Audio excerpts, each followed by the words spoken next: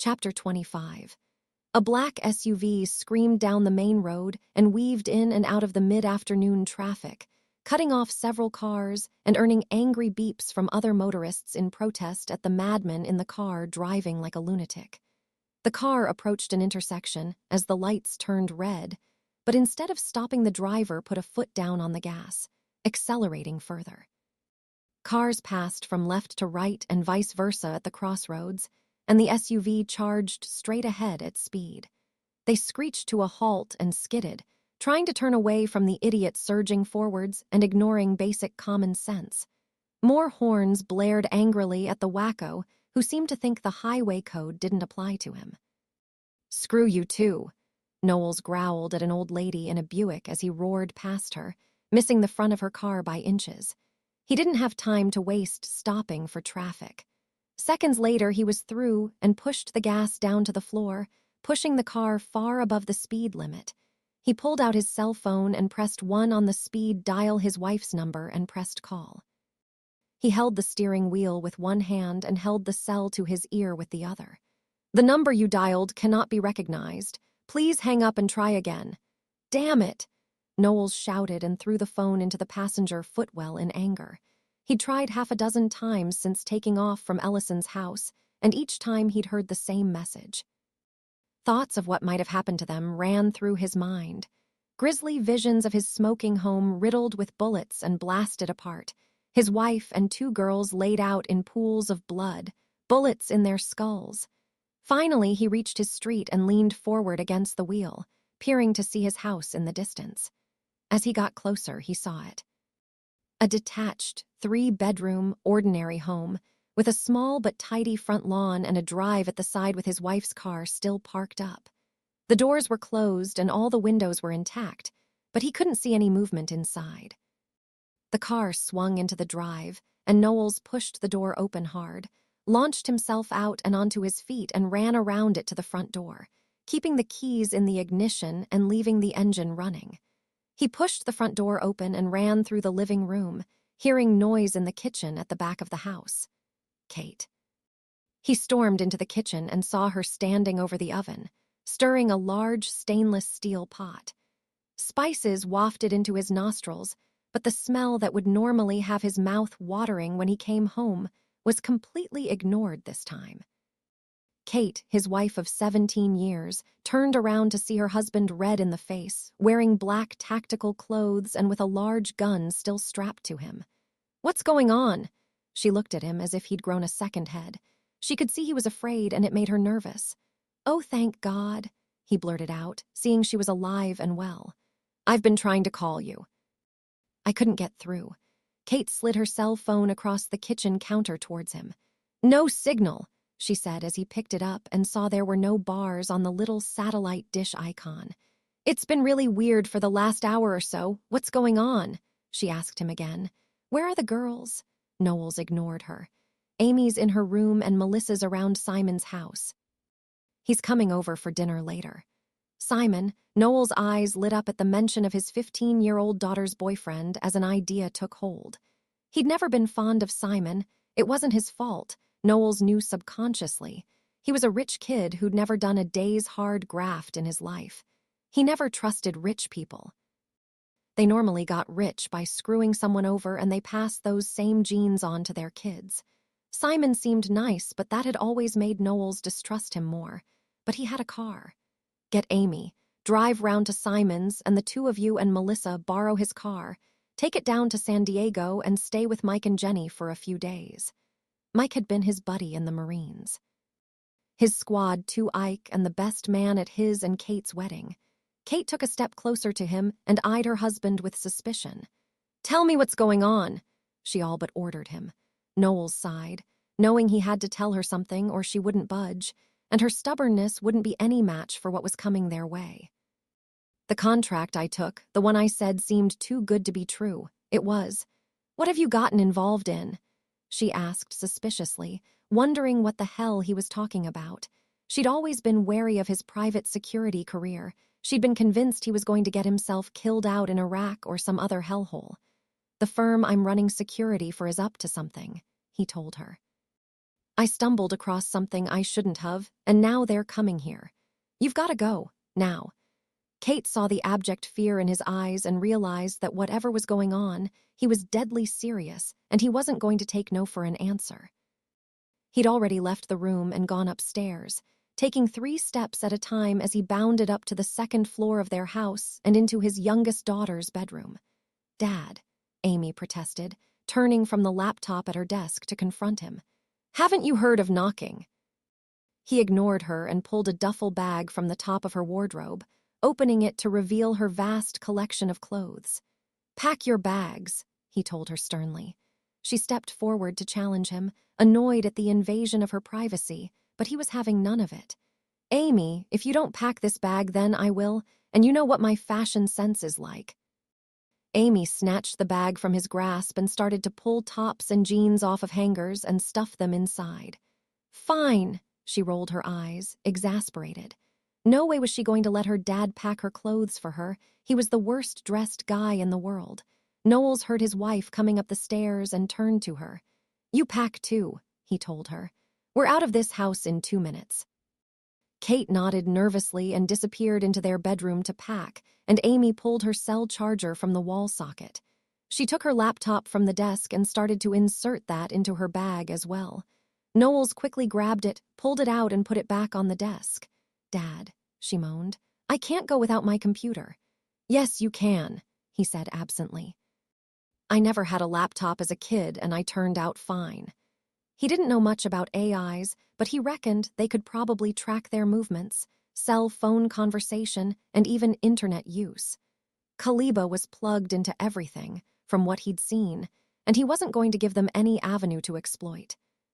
He saw the square bulge in Amy's jeans pocket and realized something else could give them away, too.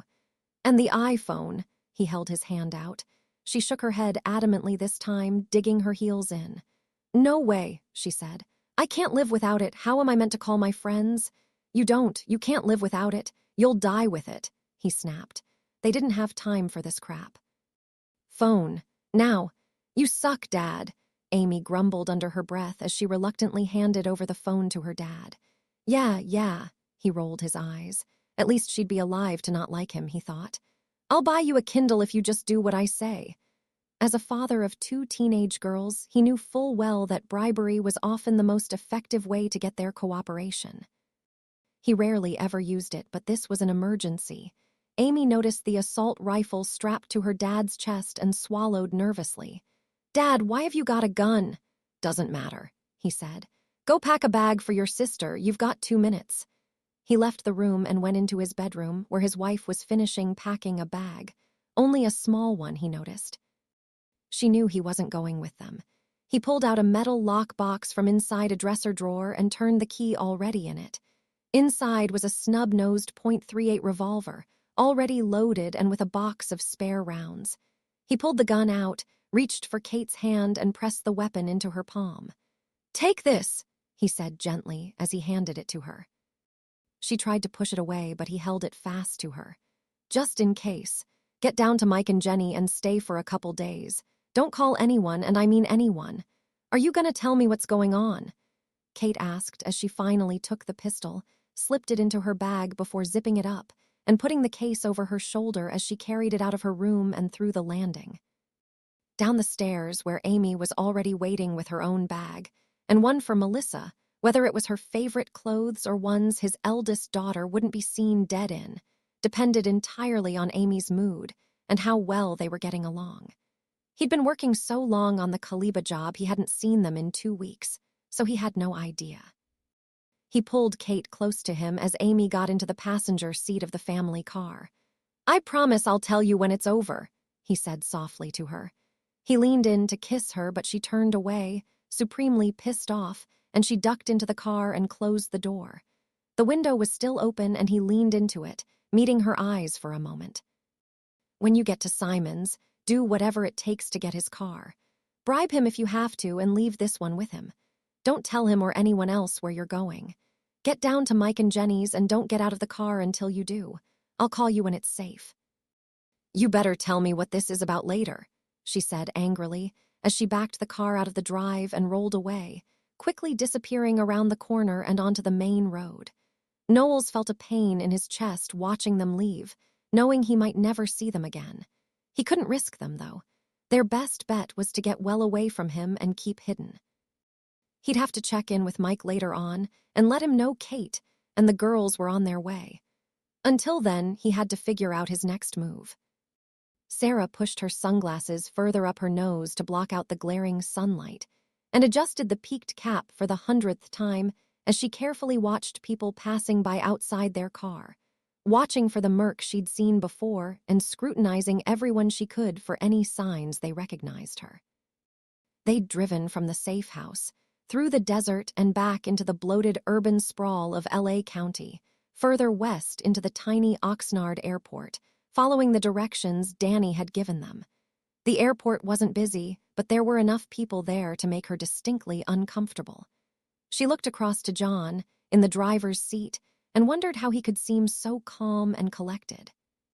"Relax, Mom," he said, noticing how tense she was.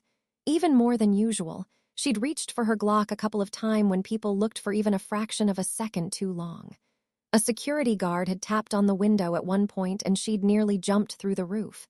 It had taken her a supreme act of will not to pull out the gun.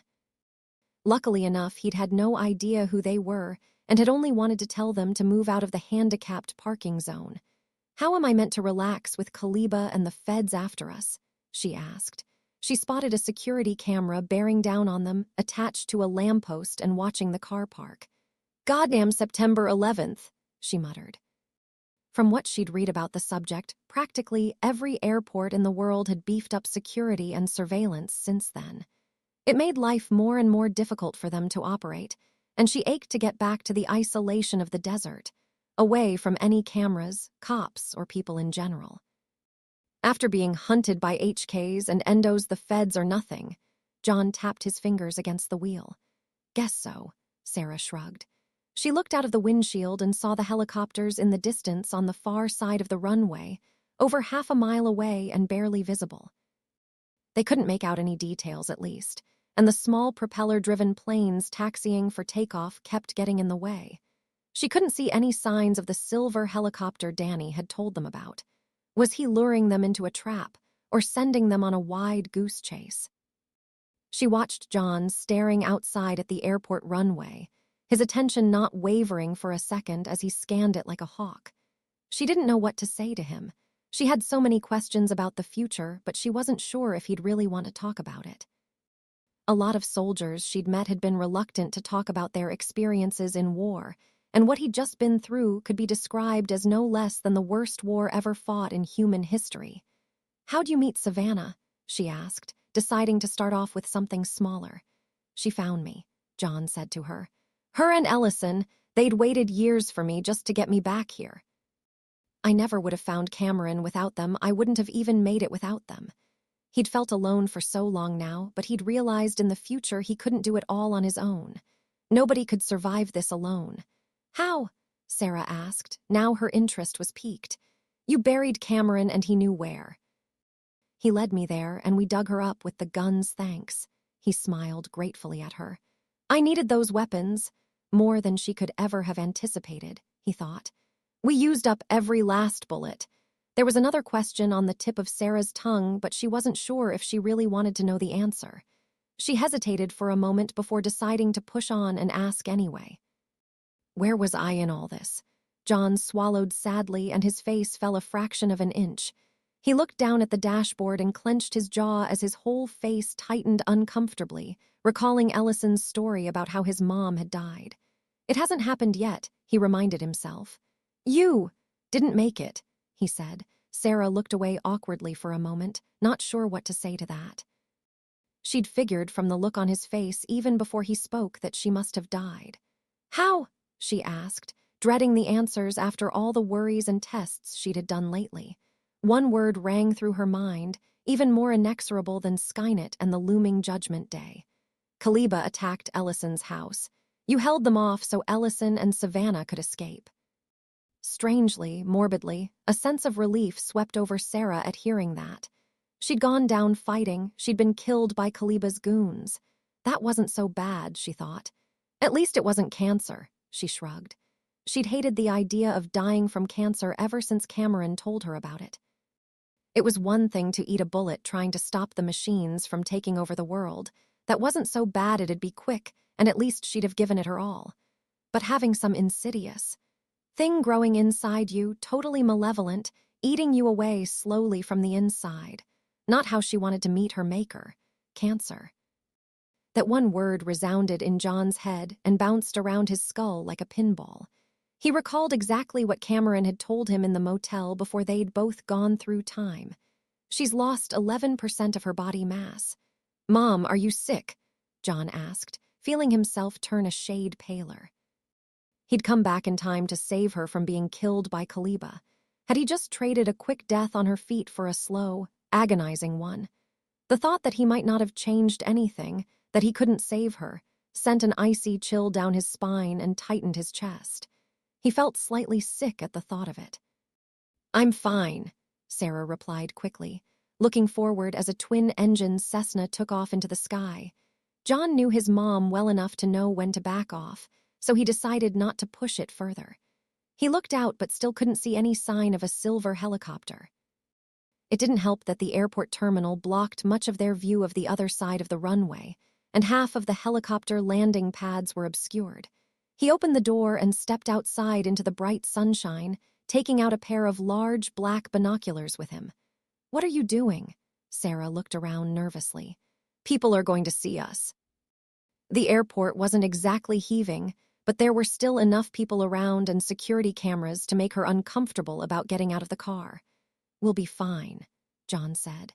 He realized that at some point in the past, they'd fallen back and started being defensive, reacting to protect people on the blood wall, keeping hidden from Cromarty, and generally having no idea on their next move. That had to change. Now he was running the show, not his mom, and they were going on the attack. That meant taking risks, but so be it.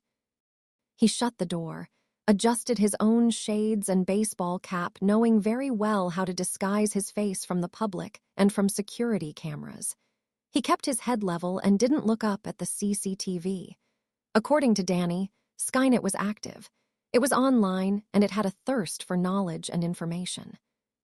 If it was anything like John Henry, it was probably sifting through terabytes of information online. And seeing as it already seemed to be trying to hunt him down, judging from all the mercenaries who'd attacked them before and killed Charlie Chances, where it was monitoring CCTV cameras throughout the region. So he still had to be careful. Sarah hurriedly followed after him and joined John at the other end of the parking lot. As she caught up with him, she realized that things had changed, and now suddenly she wasn't calling the shots anymore. She didn't know what to think about that. She was so used to being in charge and being the only person she could depend on, that on the one hand, it made her uncomfortable. A selfish part, deep down inside her, also felt relieved that someone else had now taken the burden from her, though she chided herself that that person was her son, the very person she'd wanted to avoid putting all this on. She was also worried about him leading when Cameron could influence him, but she realized as he led them across the grass verge and past the terminal building that he'd taken the decision squarely out of her hands. They walked around the side of the airport terminal. It was only a small facility, built to handle light domestic flights only, so it didn't take them long to make their way around the building.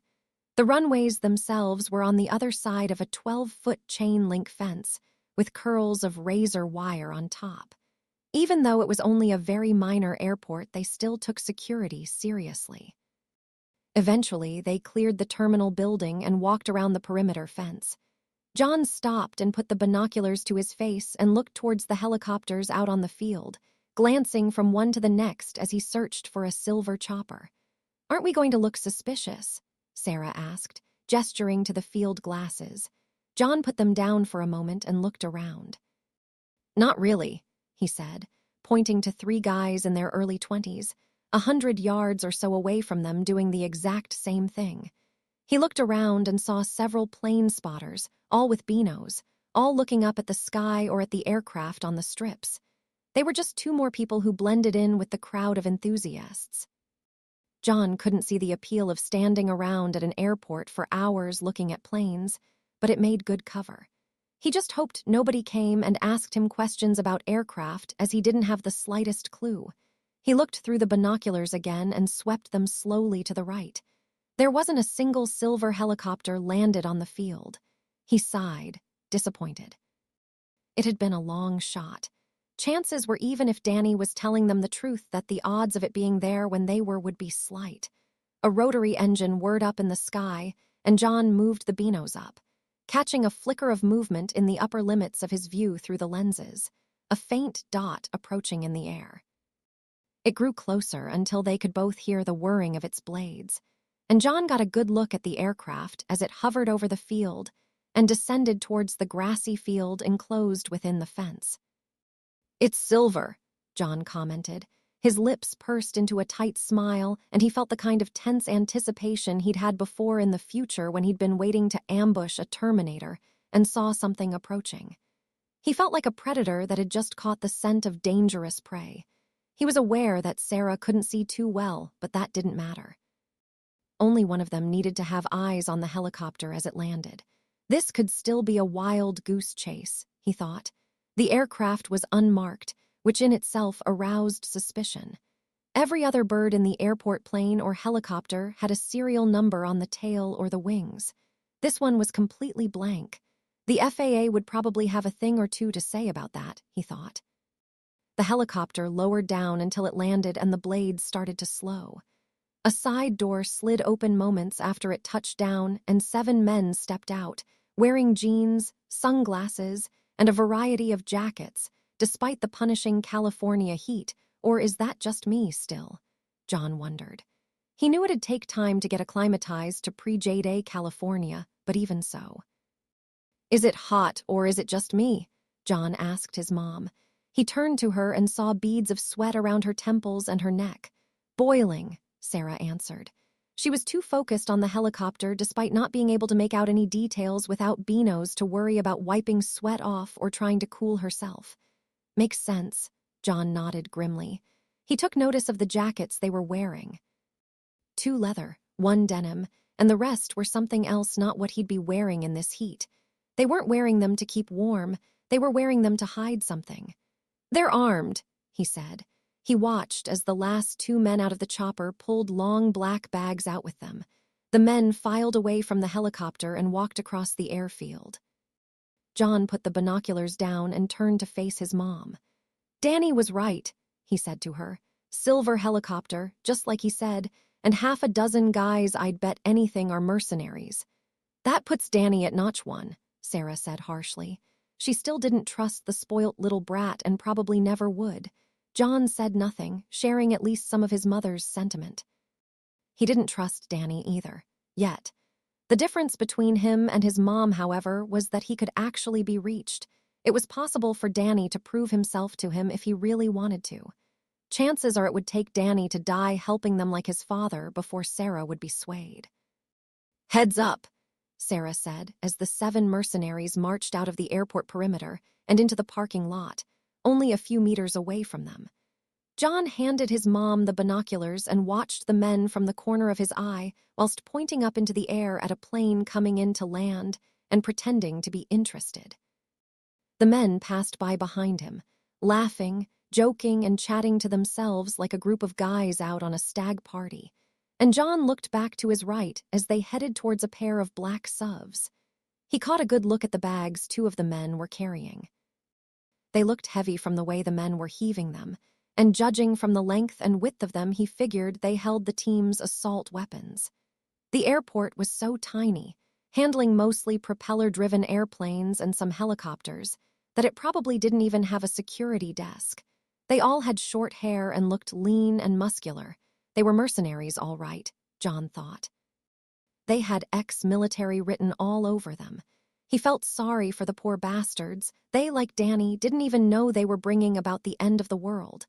He reckoned none of the engineers he'd mentioned knew about it either. "They didn't recognize us," Sarah noted with satisfaction. "They just walked right on by." Of course, her hair was blonde. They were both wearing hats and shades, and these guys wouldn't exactly be expecting to see their targets assuming they were their targets the moment they landed. They probably wouldn't even be on the job until they got changed into tactical gear and armed themselves. "That's the recon sorted," John said as he turned and headed back to their Lexus and got into the driver's seat. Sarah joined him a moment later. He watched and waited as the mercenaries in their SUVs left the parking lot and joined onto the main road.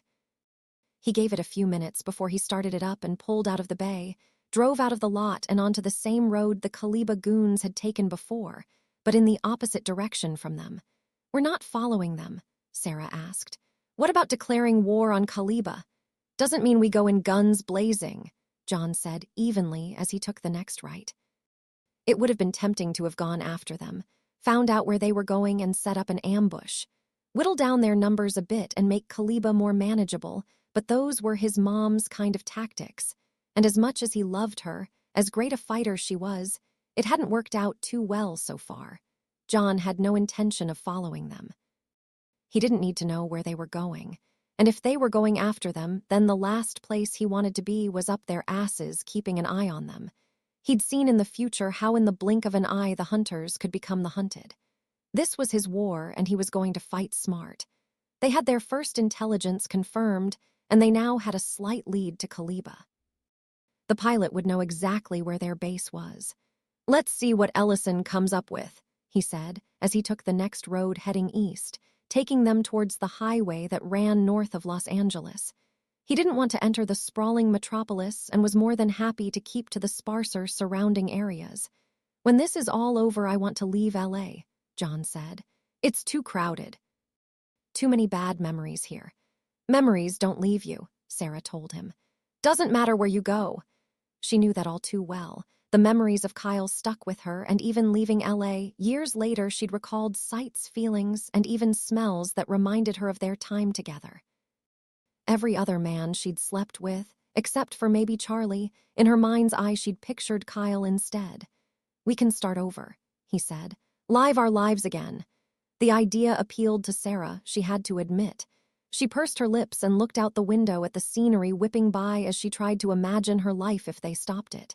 She couldn't picture it, though. "It'll be the same as before," she said sadly.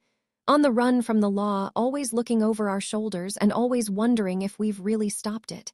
"That's where you're wrong," John shook his head, a sly smile parting his lips. "Cameron can take care of that." "How?"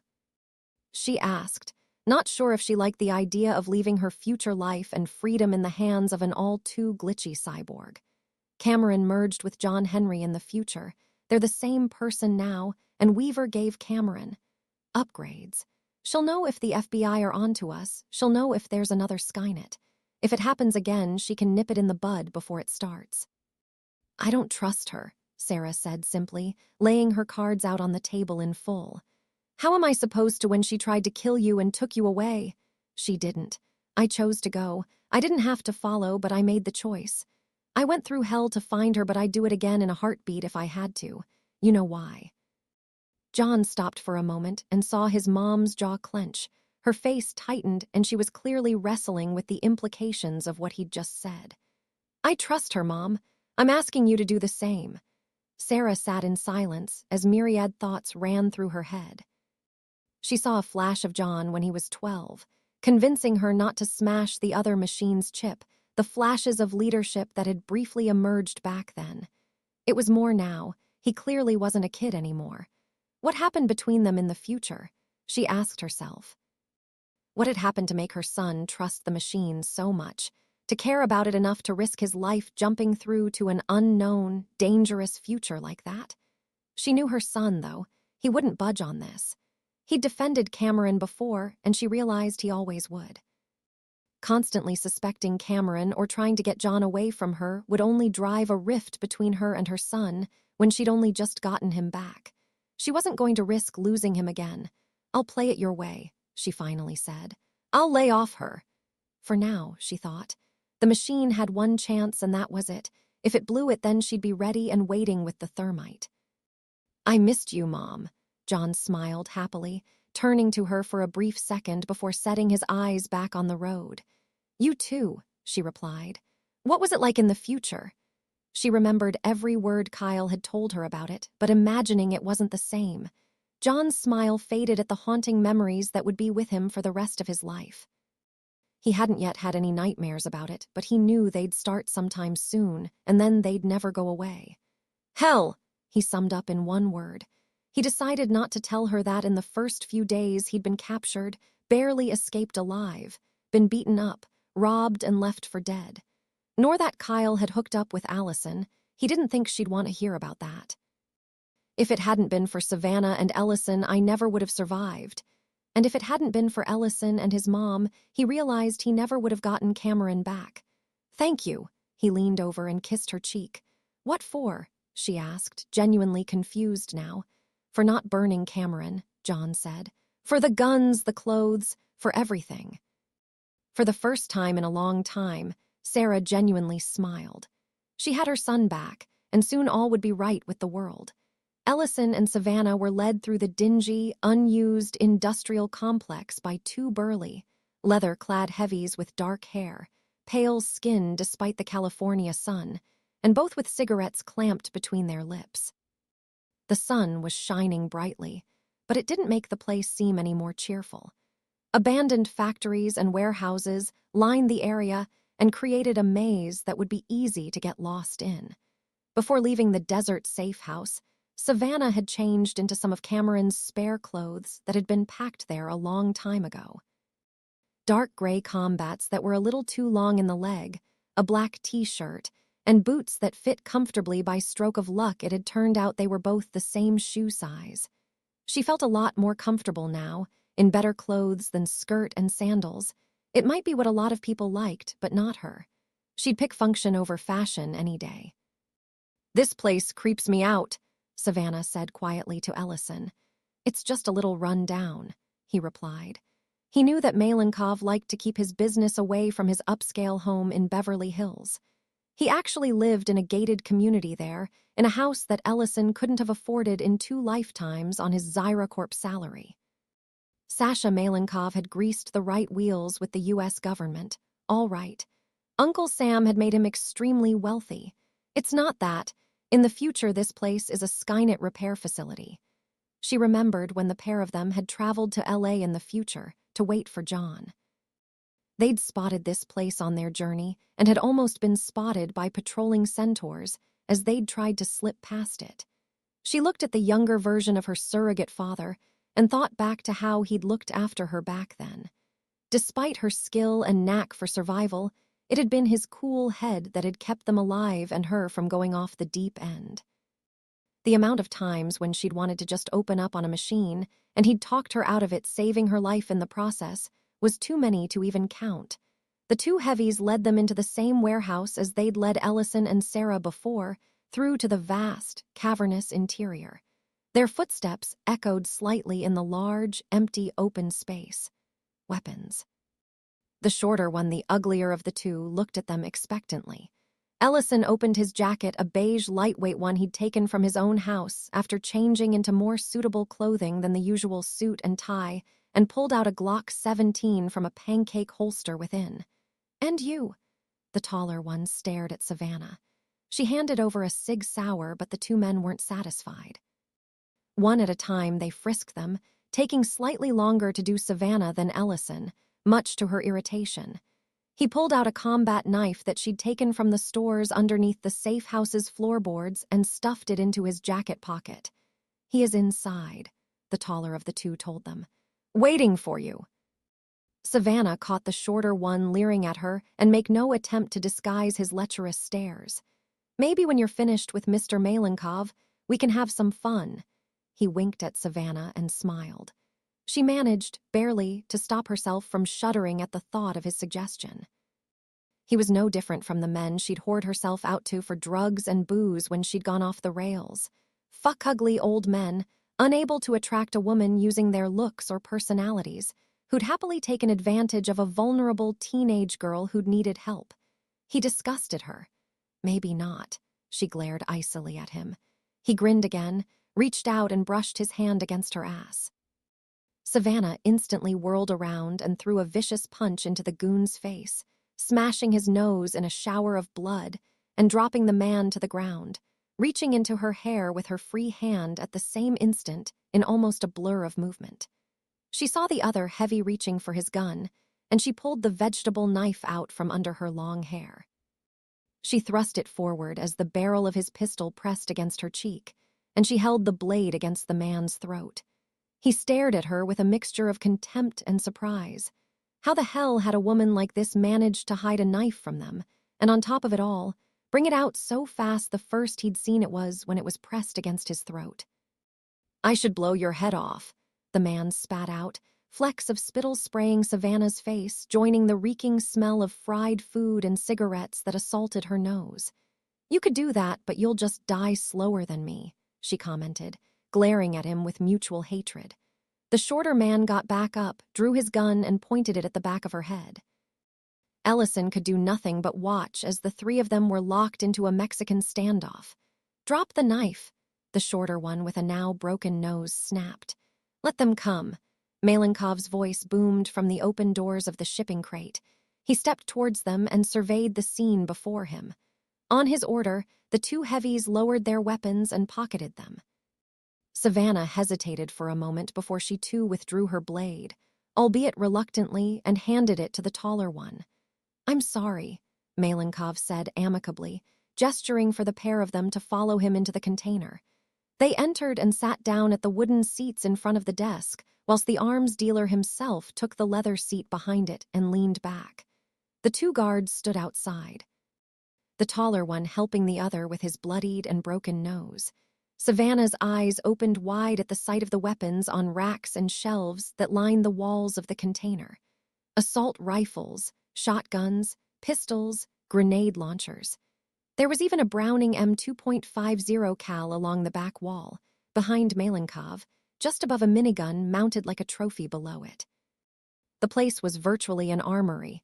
This guy's better tooled up than some army bases, she thought. Now she could see why Sarah had come here, and probably had to endure the same two insufferable goons outside as well. "It's nice to see you again, James," he smiled at Ellison. He turned to Savannah and extended his perfectly manicured hand. "I don't believe we've met," he said to her, a slight smile on his face, but not the lecherous grins the other two had worn. "Savannah," she replied curtly, not bothering to take his hand. This guy might be someone to some people, but not to her. "Lovely to meet you." Malenkov smiled politely as he withdrew his hand. If he was bothered about her not shaking his hand, he didn't show it. He turned to Ellison with a quizzical look. "I was not expecting to see you so soon, James. You haven't used all the weapons I sold you already?" He hadn't heard of any small wars being fought anywhere, and he knew Ellison wouldn't sell the weapons himself. He was too straight an arrow to enter his world. He would love to know what the man had used the weaponry for, but one of the key requirements for arms trading was discretion. It was best not to ask questions he didn't really need to know the answers to. Idle curiosity had ruined deals and cost the lives of many men he'd known in his world. Ellison shook his head slowly. "No, we don't need any more guns, Sasha." "Then, if I may ask, what are you here for?" Savannah leaned forward and decided to get straight to the point. "We need information," she said. "Ellison says you're well connected." Malenkov leaned back in his chair and looked at the red-haired young lady. She was abrupt, straight to the point, bordering on rude, and he liked that. She spoke her mind, and that was something he wasn't used to. He wished more people did. He often had to deal with yes men and unfounded pleasantries when he just wanted to get down to business. He leaned forward and brought his hands together, his interest piqued. "And what information do you require?" he asked. "About a man," Ellison replied. "Andrew Knowles, a mercenary, mid-40s, dark hair, and living in LA. We think he's ex-military. He's working for a company called Kaliba." The Ukrainian took a pen from his desk and jotted down notes onto a small sheet of paper. "Andrew Knowles. Is there anything I should know?" he asked. "You have friends still at the FBI. Are they unable to help you?" Ellison hesitated for a moment, unsure of what to tell him. He wouldn't believe them if he told them the truth again. He hadn't done so last time, but he'd still been happy to do business with them. "I have reason to believe it's not safe to contact them," he said.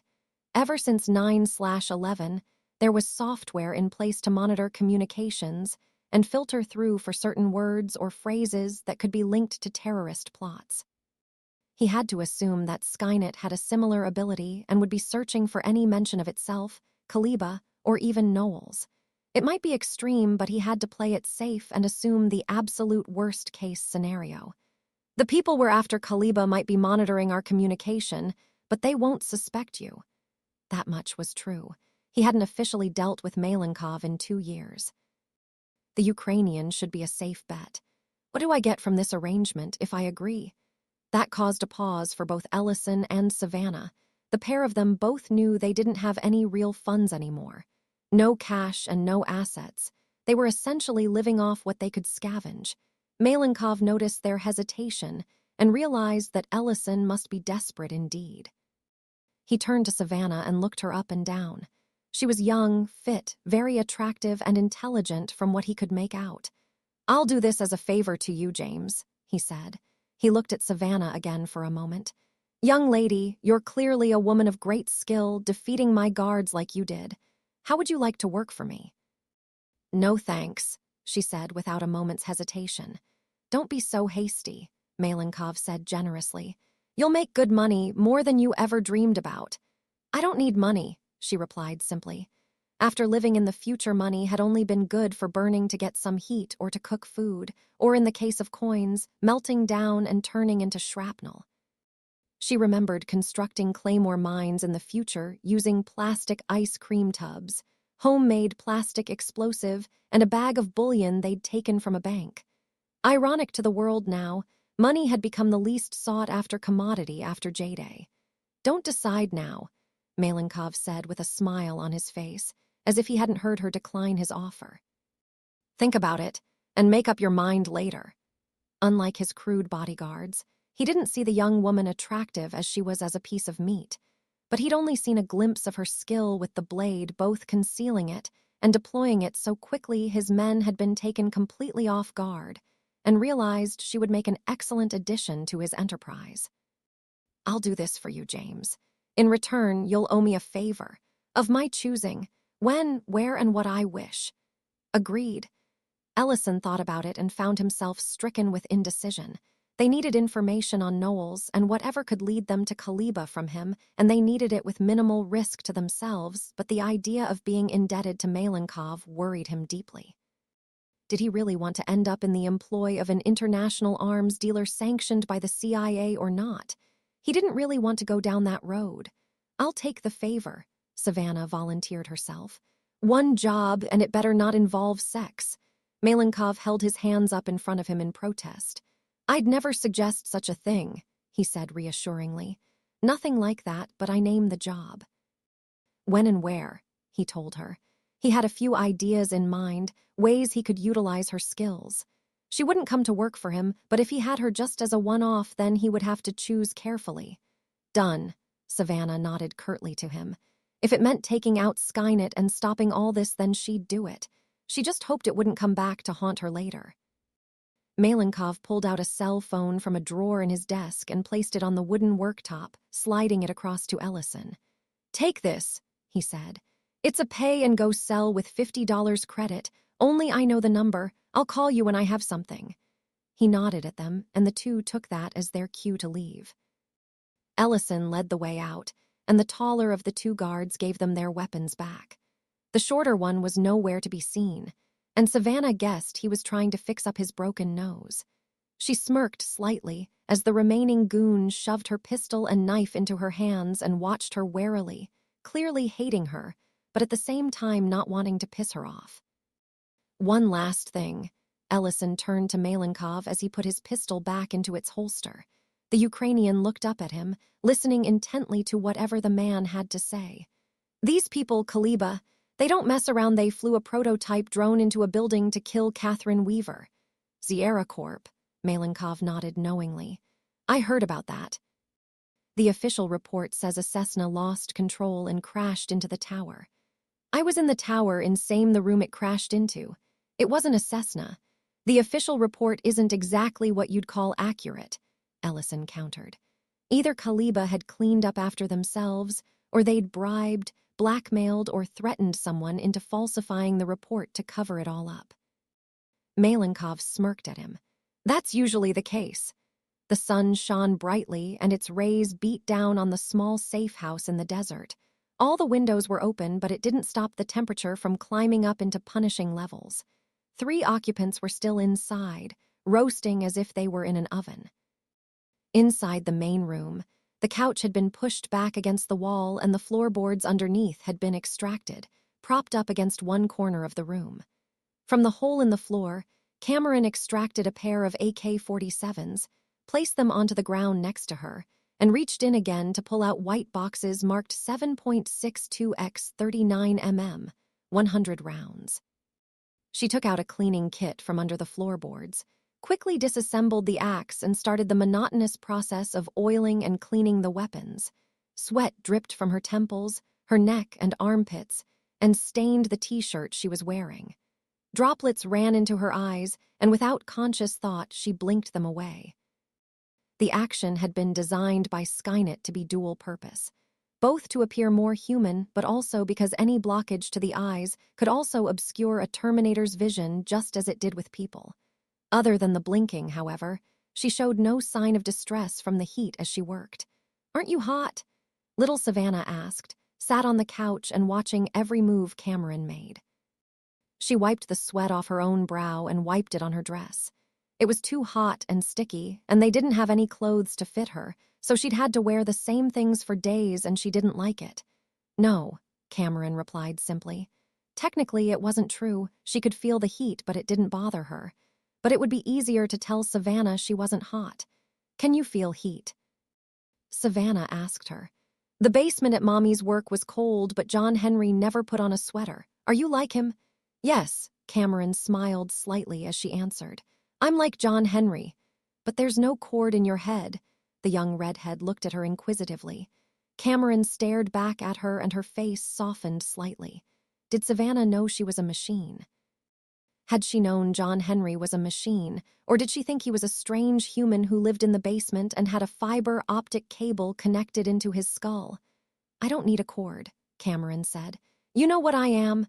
You're a robot like John Henry." "Cyborg," Cameron corrected her. Savannah just stared at her, confused. "What's a cyborg?" Cameron considered what to tell her. A full technical description would probably confuse her. "Like a robot," she settled with, "but more advanced." Now Savannah was interested. She looked up at Cameron as she threaded a cloth attached to a length of string through the rifle's barrel. "Can you do anything cool?" she asked. "John Henry made the lights go funny. How about this?" Cameron asked. She made her eyes glow bright blue beneath the organic orbs, and Savannah's face beamed even brighter. She returned the smile, finding herself glad that the younger Savannah was happier. She'd spent much of the past day and a half in her room, crying. Seeing her upset had disturbed Cameron, and she'd wanted to distract her from her pain. She was surprised that she felt empathy towards someone who wasn't John. She knew it was a remnant of John Henry, but it was now part of her, and as such she felt his concern for her. "Or this," Cameron spoke in Ellison's voice. "Can you do Sarah?" Savannah asked. It took a fraction of a second for Cameron to adjust her vocal synthesizers to match the exact tone and resonance of Sarah's voice. "No one is ever safe," she said, impersonating John's mother perfectly. "Do your homework. Go clean your room. I'll make pancakes." Savannah lay back on the couch and erupted into a fit of giggles at the impression. She only ever made pancakes, she recounted. The only time she'd eaten anything different since living with Sarah was when they'd eaten Chinese takeout a few nights ago. "Sarah's a bad cook," Cameron said, her voice returning to normal. A moment's silence passed between them. Cameron reassembled the first gun, satisfied it was sufficiently clean, and started to work on the second. The AK-47 was able to operate even when it hadn't been cleaned for protracted periods of time, but she wasn't willing to take chances. Not with John's life and the future at stake. Savannah watched her work, but there was something she was confused about. "How did you get out?" she asked. "Sarah buried you. Did John wake you up?" Cameron interpreted what she was saying for a moment and nodded. "John woke me up," she confirmed. "Did he kiss you like in Sleeping Beauty?" Sarah said he better not have. The cyborg's lips parted into a sly smile, revealing her perfect white teeth. There was kissing, she winked conspiratorially. Don't tell Sarah. She knew John's mother would have to find out eventually, but she also knew John and knew he'd want to tell her himself. I won't, she shook her head. Cross my heart.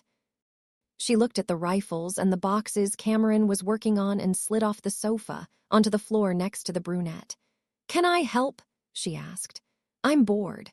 Cameron pushed half a dozen magazines towards her and 2 boxes of ammunition. She opened one box and tipped the rounds out onto the floor, then held up one of the black metal magazines in front of Savannah and a single bullet. She pushed the round into the top of the magazine with a metallic click. Fill these with bullets, Cameron instructed her. 30 to a magazine. Savannah nodded and started to slowly slot bullets into place, pushing them down and smiling again, glad to be helpful. Like this?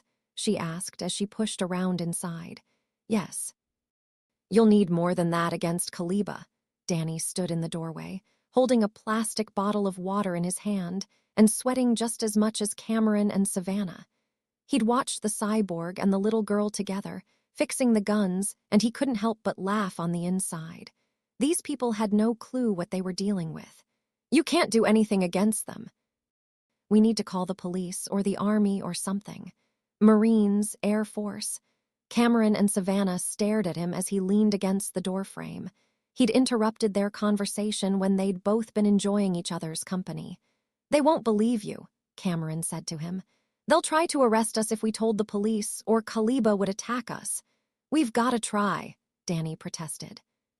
Kaliba's got its own private army, unmanned drones controlled by an AI, and what have we got? A few guns. We don't even have a plan, do we? There was no way they could fight Kaliba, no matter what they thought. And the truth was he just wanted to go home.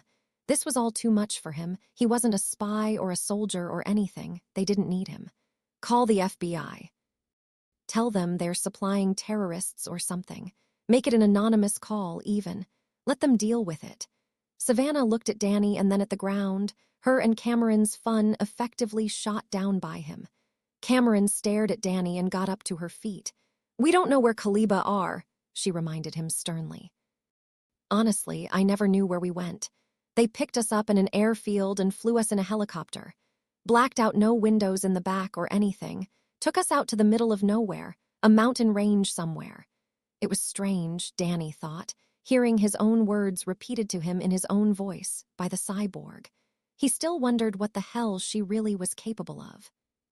I never said you could leave your room, Cameron added, her eyes glowing angrily as she glared at him. So I'm still a prisoner? Danny asked irritably, fighting down his nervousness for a moment. He stepped back as Cameron moved closer to him, anger giving way to fear. She freaked him the hell out. I mean, I told you the truth. We haven't verified that yet, she replied quickly. And when you do, it's John's decision, Cameron said. You're safer with us. At that, Danny rolled his eyes and snorted. Not likely, he muttered. Go back to your room, Cameron ordered as she stepped forward, closing the gap between them. She could tell Danny was afraid of her, and she decided to use it to her advantage. Don't come out unless I tell you to. Don't try to escape. I'll hear you. Understand? Danny stared back at her for a moment before deciding it was in his best interest to do as she said. As frightened by Sarah John and everything that had happened recently, Cameron was the worst by far. Yes, he replied meekly. He turned and went back to the room or the cell he'd been assigned to, resigned to being kept under house arrest. I don't like him, Savannah said as she loaded the last bullet into the magazine, holding it up to Cameron for inspection. She took it and pushed the top round down, satisfied it was in properly. She smiled at the girl and earned a beaming grin back. I don't like him either, Cameron said. But Danny Dyson was right about one thing: they were severely outgunned. John had told her not to go online or to hack into anything. But if Danny was correct, and she saw no reason why he'd exaggerate their capabilities or assets, they were at an extreme disadvantage. She activated her wireless capabilities and connected to the nearest satellite in orbit, using several tricks to mask her presence. She began to search for what she needed to help even the odds.